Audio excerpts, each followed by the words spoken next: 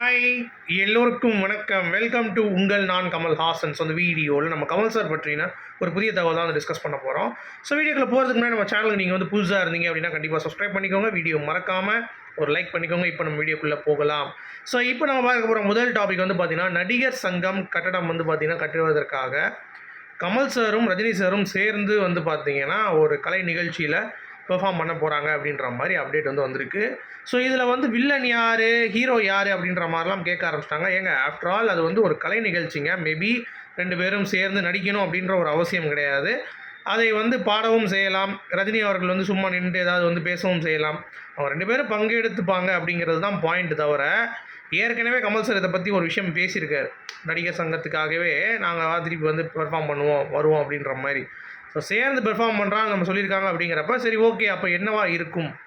Maybe ஒரு skit மாதிரி பண்ண போகிறாங்களா, இல்லை வந்து பார்த்தீங்கன்னா கமல் சார் வந்து பாடல் பாடுவதப்ப இவர் வந்து ஏதாவது பேக்ரவுண்டில் ஒரு மியூசிக்கோ இல்லை வந்து சும்மா வந்து நடந்துகிட்டு இருக்க போகிறாரா அப்படிங்கிறத நம்ம வந்து வெயிட் பண்ணி தான் வந்து பார்க்கணும். ஸோ 42 ஆண்டுகளுக்கு பிறகு கமலஹாசன் மற்றும் ரஜினிகாந்த் அவர்கள் இணைந்து கலக்கக்கூடிய ஒரு கலை நிகழ்ச்சி இதுவாகத்தான் இருக்கும். ஏன்னா படத்துக்கு அப்புறம் அவங்க இப்போ தான் வந்து மீட் பண்ணுறாங்க அப்படின்றனால அதற்கான எக்ஸ்பெக்டேஷன்ஸ் வந்து ரொம்ப ஹியூஜாக இருக்குது.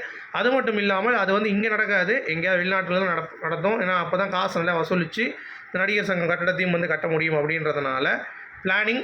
சும்மாலாம் வந்து யாரும் கூட்டம் வராது. ரஜினிகாந்த், கமலஹாசன் அப்படின்ற மாதிரி 2-3 பேர் வந்து வந்தால்தான் கூட்டம் வந்து வரும் அப்படின்றதற்காக அந்த ஒரு பேட்டர்ன் வச்சுட்டு வந்து பண்ணுறாங்க அப்படிங்கிறது தான்.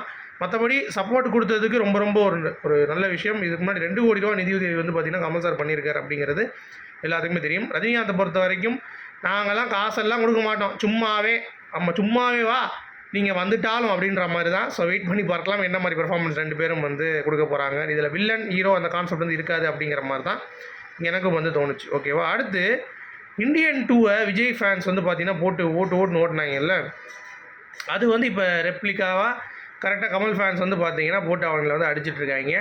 ஸோ பொழந்துட்டுருக்கானுங்க. இந்த மாதிரி என்னடா படம் எடுத்து வச்சுருக்கீங்க, டிசாஸ்டர் அப்படின்ற மாதிரிலாம் வந்து பொழந்து வச்சிட்டாங்க அப்படிங்கிறது தான். ஆனால் என்னை பொறுத்த வரைக்கும் நான் அஸ் அ கமல் ஃபேனாக நான் என்ன சொல்கிறேன் அப்படின்னா, மிச்சவனுடைய பாக்ஸ் ஆஃபீஸோ அதெல்லாம் வந்து தேவையில்லைனா கமல் சாரே பாக்ஸ் ஆஃபீஸ் பற்றி பார்த்துருக்க மாட்டார். ஏன்னா அவரெல்லாம் பாக்ஸ் ஆஃபீஸ் பார்த்துருந்தா சகலகலா வல்லவன் மாதிரி ஒரு 20-30 படம் பண்ணி பாக்ஸ் ஆஃபீஸ் கிங்காக அவரால் வாங்கியிருக்க முடியும். அவர் ஏன் அதை பண்ணல அப்படின்னா, அவருடைய ஒரு பயணம் அப்படிங்கிறது வந்து பார்த்திங்கன்னா அவர் பிறகும் பேசப்பட வேண்டும். ஒரு 50 வருஷம் வந்து பேசணும், 100 வருஷம் பேசணும் அப்படிங்கிறது தான் அவருடைய ஒரு தாட் ப்ராசஸாக இருக்கும். மற்றபடி அங்கே ஒருத்தர் இருந்தான்டா சும்மா வந்து சிகரெட்டை தூக்கி வாயில் போடுவேன், 4 ஃபைட் அடிப்பேன், 4 பாட்டு ஆடுவேன், நான் முடியை தூக்கி கோதி விடுவேன், அப்படியே போயிட்டேன் அப்படின்ற மாதிரி வந்து அடுத்த தலைமுறைக்கே வந்து யாரும் தெரியாத அளவுக்கு போகக்கூடாது அப்படின்றதுல அவர் புரியாக இருந்தார். அதனால் இந்த பாக்ஸ் ஆஃபீஸு இவங்களை பீட் பண்ணியிருக்கேன், அவன் அவ்வளோ பீட் பண்ணியிருக்கேன் அப்படின்றதெல்லாம் வந்து பெருசாக எனக்கு நம்பிக்கை இல்லை. ஆனால் கமல் சார் ஃபேன்ஸுக்கு விஜய் சார் ஃபேன்ஸ் வந்து பண்ணது இப்போ திருப்பி வந்து விஜய்க்கும் வந்து ரிப்பீட் ஆகுது அப்படிங்கிறதுல எனக்கு எந்த ஒரு மாற்று கருத்தும் இல்லை. அதுதான் நடக்குது அப்படிங்கிறது தான். ஓகேங்களா? அடுத்து அபிராமி மற்றும் கமல் சார் சேர்ந்து அடுத்த காம்பினேஷன் வந்து பார்த்திங்கன்னா தக் லைஃப் அப்படிங்கிறது நம்ம நேரே சொல்லியிருந்தோம். கமல் சார் அஸ் அன் ஆக்டராக நான் வந்து பார்த்துருக்கேன், டேரக்டராகவும் பார்த்துருக்கேன். But Kamal sir as an actor and Mani Ratnam as director அப்படின்னு பார்க்கும் பொழுது Kamal sir way he submits the character அப்படிங்கிறது வந்து எனக்கு ரொம்ப இன்ட்ரெஸ்டிங்காக இருந்துச்சு அப்படின்ற மாதிரிலாம் பேசியிருந்தாங்க. அதில் ஒரு சீனியும் லீக் பண்ணிட்டாங்க. ஒரு கிச்சனில் வந்து ஒரு பரபரப்பான சீக்வன்ஸு, பாத்திரத்தை எடுத்துப்பாங்களாம், சமைப்பாங்களாம், மிக்ஸி போடுவாங்களாம், ஒரு பக்கம் நடந்துகிட்டு இருப்பாங்களாம், ஒரு பக்கம் வந்து ஏதோ ஒர்க் பண்ணிகிட்டு இருப்பாங்களாம். அந்த மாதிரி நிறைய விஷயங்கள் நடந்துட்டு ஒரு ஷார்ட் இருக்குது. அதில் வந்து மணிரத்னம் அவர்கள் ஒரு டைலாக் பிசுறு தட்டக்கூடாது, மூமெண்ட் இருக்கக்கூடாது, கரெக்டாக வந்து அந்த மார்க்கில் நிற்கணும். அந்த மாதிரி ஏகப்பட்ட விஷயங்கள் ஸ்கெட்ச் பண்ணி பண்ணார். அது வந்து நான் பிரமிச்சு போயிட்டேன், இந்த மாதிரி ஒரு டேரக்டரா அப்படின்ற மாதிரி இது வரைக்கும். ஸோ அது வந்து எனக்கு ரொம்ப ஒரு வாவ் ஃபேக்டர் வந்து பார்த்திங்கன்னா க்ரியேட் ஆச்சு அப்படின்ற மாதிரி வந்து அவங்க வந்து சொல்லியிருக்காங்க. ஸோ என்ன நடக்க போகுது அப்படிங்கிறது தக் லைஃப் பார்த்து நான் வந்து டிஸ்கஸ் பண்ணலாம். ஏன்னா என்னை பொறுத்து தக் லைஃப் வந்து ஸ்டேஜ் வந்து முடிய போகுது. ஆக்சுவலாக இன்னும் கூடிய விரைவில் அதற்கான ரிலீஸ் டேட் வந்து அறிவிக்கப்படும் அப்படின்றத சொல்லிட்டாங்க. ஸோ வெயிட் பண்ணி பார்க்கலாம். அடுத்து ரொம்ப முக்கியமான ஒரு அப்டேட்டு. ஸோ 185 நாட்கள் ஆந்திராவில், சரிங்களா, சூரசம்ஹாரம் அப்படின்னு சொல்லிட்டு தெலுங்கில் வந்து பார்த்திங்கன்னா போலீஸ் டைரி அப்படின்னு சொல்லிட்டு ரிலீஸ் ஆச்சு. சரியா? அந்த படம் பயங்கரமான ஒரு ஹிட்டு. 185 நாள், அதுவும் வந்து ஆந்திராவில் ஓடினது முதல் படம் அப்படின்ற மாதிரி சொல்கிறாங்க. தமிழ்காரனுடைய படம் ஆந்திராவில் ஓடுறது அப்படிங்கிறது மிகப்பெரிய ஒரு விஷயம் அப்படின்ற மாதிரி சொல்கிறாங்க. அடுத்து குணா ரீரிலீஸ் வந்து கூடிய விரைவில் எதிர்பார்க்கலாம். ஏன்னா தடை நீங்கிருச்சு சென்னை உயர்நீதிமன்றம். ஸோ ஏற்கனவே ஒரு தடவை ரிலீஸ் பண்ணி டக்குன்னு வந்து ஸ்டாப் பண்ணிட்டாங்க. இந்த தடை வந்து விதித்தோடனே இப்போ வந்து ஃப்ரீயாக அவங்க வந்து ரிலீஸ் பண்ணலாம் அப்படின்ற மாதிரி ஒரு உத்தரவு வாங்கிட்டாங்க. அப்படின்றதுனால எப்போனாலும் குணா ரீரிலீஸ் வந்து வாய்ப்பு இருக்குது. ஸோ கமலா தேட்டரில் எப்படி ஆட்டையை போட்டுருவோமா அப்படின்ற மாதிரி சும்மா வேறு லெவலில் செலிப்ரேஷன்ஸ் வந்து கமல் சார் ஃபேன்ஸ் வந்து பார்த்தீங்கன்னா ரெடியாக இருக்காங்க அப்படிங்கிறத நானும் வந்து ரெடியாக இருக்கேன். ஸோ வெயிட் பண்ணி பார்க்கலாம். அடுத்து இந்த இந்தியன் 2ல் அனிருத் போட்ட மியூசிக்கும் இப்போ வேட்டையன் படத்தில் ஒரு பாட்டு மனசிலாயோ அப்படின்ற மாதிரி போட்டதுக்கும் டிஃப்ரென்ஸ் இருக்குது. பாருங்கள் எப்படி போட்டிருக்கேன் அப்படின்ற மாதிரி சொல்லிட்டு இருக்காங்க. எனக்கு தெரிஞ்சு அனிருத் ஹேஸ் லாஸ்ட் இட், ஒரு டச்சை வந்து இழந்துட்டார் அப்படின்ற மாதிரி தான். எப்படி ஒரு யுவன் சங்கர் ராஜா, எப்படி வந்து ஒரு ஏஆர் ரஹ்மான் அவங்க பீக்கில் இருக்கிறப்ப இப்போ இல்லை அப்படின்றது எல்லாத்துக்குமே தெரியும்.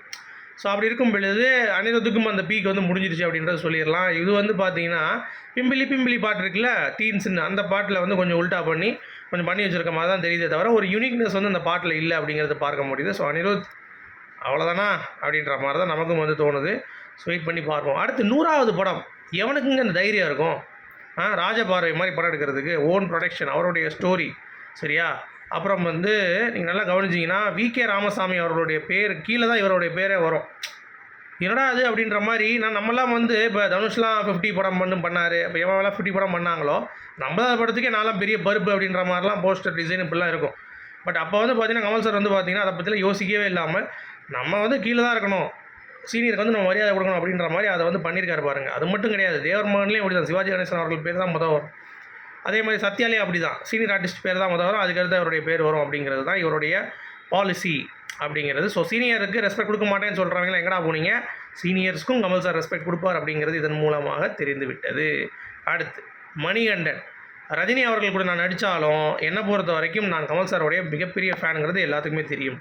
அவர் எனக்கு வந்து ரொம்ப மிகப்பெரிய ஒரு ஆச்சரியம் சரியா. அவரெல்லாம் வந்து அவர் அசைக்கவே முடியாது, அந்தளவுக்கு வந்து ஒரு லெஜண்ட். அவர் ரெஃபரன்ஸ் இல்லாமல் இந்த சினிமாலே வந்து கிடையவே கிடையாது, ஒரு படம் கூட வராது அப்படின்ற மாதிரி ஒரே படம் வாங்கி போட்டாப்புல. மணிகண்டன் லேட்டஸ்ட்டாக வந்து பார்த்திங்கன்னா ஒரு ப்ரொமோஷன்ஸ் வந்திருந்தார்ல, அதுக்கு வந்து பேசியிருந்தார். அடுத்து சுஹாசினி கமல் சாரை பற்றி உண்மையை வந்து அப்படியே அடித்து நொறுக்கிட்டாங்க. கமல் சாருக்கு பொறுத்த வரைக்கும் எல்லாரும் வந்து சமம் தான். பெண்கள் வந்து நடிப்பு நடனம் மட்டும் இருக்கக்கூடாது, எல்லா துறைகளிலும் வந்து அவங்களுடைய கால் பதிக்க வேண்டும். ஸோ 12-13 வயசு பொண்ணுங்களுக்கே வந்து பார்த்திங்கன்னா தற்காப்பு சொல்லி கமல் சார் வந்து பார்த்திங்கன்னா சில விஷயங்கள் வந்து ப்ராக்டிஸ் பண்ணுவார். ஸோ எனக்கும் வந்து சினிமா உள்ளே வந்து இழுத்து வந்தது கமல் சார் தான். ஏன்னா அது அவர் இல்லைன்னா நான் கண்டிப்பாக உள்ளே வந்து வந்திருக்க மாட்டேன். அவருடைய மோட்டிவேஷன் எனக்கு ரொம்ப ரொம்ப ஜாஸ்தி அப்படின்ற மாதிரி அவங்களும் வந்து பேசியிருக்காங்க. ஸோ எங்கேவா போனீங்க? பெண்களுக்கு பாதுகாப்பு இல்லை அப்படின்னு சொல்லி ஊட்டியிருந்தாங்களே பார்த்தியா? பெண்கள்லாம் எப்படி இருக்கணும் அப்படின்றதுக்கு அந்த மனுஷன் ஒரு லெக்சரே வந்து போட்டிருக்காப்புல அப்படிங்கிறது தான் வந்து பாயிண்ட்டு. ஸோ இதை எல்லோரும் வந்து புரிந்து கொள்ள வேண்டும் அப்படிங்கிறது தான். அடுத்து ரொம்ப முக்கியமான ஒரு அப்டேட், பிரபாஸ் அவர்கள் ஸோ லேட்டஸ்ட்டாக ஒரு இன்ஸ்டாகிராம் போஸ்ட்டில் வந்து அவர் வந்து கமல் சாரோடைய கைண்ட் கெஸ்டருக்கு நன்றி என்னை வந்து அதாவது மீட் பண்ணியிருக்காங்க. அதில் கமல் சார் வந்து பார்த்திங்கன்னா அவருடைய ஹவுஸ் ஆஃப் அதர்லேருந்து அவருக்கு ஒரு ட்ரெஸ் வந்து ஸ்பான்சர் பண்ணியிருக்காரு போல தெரியுது. அதை போட்டுட்டு தேங்க்யூ சார் அப்படின்ற மாதிரி போட்டு நீங்கள் புதுசாக வேறு கடை இப்போ வந்து கமல் சார் வந்து ஒரு புது கிளாத்திங் லைன் வந்து ஆரம்பிச்சிருக்காரு. ஸோ அதுக்கு அவர் வந்து ஒரு ப்ரொமோட் வந்து பண்ணியிருக்காரு பிரபாஸ். ஸோ தேங்க்யூ அப்படின்ற மாதிரி கண்டிப்பாக உங்கள் பிஸ்னஸ் நல்லா வரணும் அப்படின்ற மாதிரி கமல் சார் தொட்ட இடமெல்லாம் என்னங்க வேறு லெவலில். ஸோ கண்டிப்பாக வந்து இருக்கும் அப்படிங்கிறது தான். ஸோ ஹவுஸ் ஆஃப் கதரில் யாராவது வாங்கியிருக்கீங்களா? அதில் ப்ரைஸ் எப்படி இருக்குது அப்படிங்கிறத கண்டிப்பாக சொல்லுங்கள். யாராவது வாங்கியிருந்தீங்க? எனக்கு வந்து ஓவர் ப்ரைஸ்ன்னு சொன்னாங்க, அதனால் நான் போகல, ஏன்னா எனக்கு பட்ஜெட் கிடையாது. பட் கமல் சாரோடைய அந்த ஒரு கதர் போட்டு ஒரு நமக்கு ஒரு ஆசை தான், பட் அது கிடைக்குமாங்கிறது மேலே இருக்கவங்க தான் முடிவு பண்ணணும். ஸோ மேபி வெயிட் பண்ணி பார்க்கலாம் சரிங்களா. அடுத்து இந்தியன் 2ல் இந்த பீகார் பாய் ஒரு 15 வயசு பையனை வந்து ஆப்ரேஷன்ற பேரில் வந்து கொண்டுட்டாங்க. என்னென்னா ஃபேக் டாக்டரு யூடியூப் வீடியோ பார்த்து ஆப்ரேஷன் பண்ணியிருக்கான். இது எங்கேயோ வந்திருக்குல்ல அப்படின்றீங்களா? ஆமாம், இந்தியன் 2 தான், அவுடேட்டட் அப்படி இப்படின்னாங்க. பார்த்தீங்களா, இப்போ ரீசெண்டாக நடந்த ஒரு விஷயம் இது, நீங்கள் யோசிச்சு பாருங்கள்.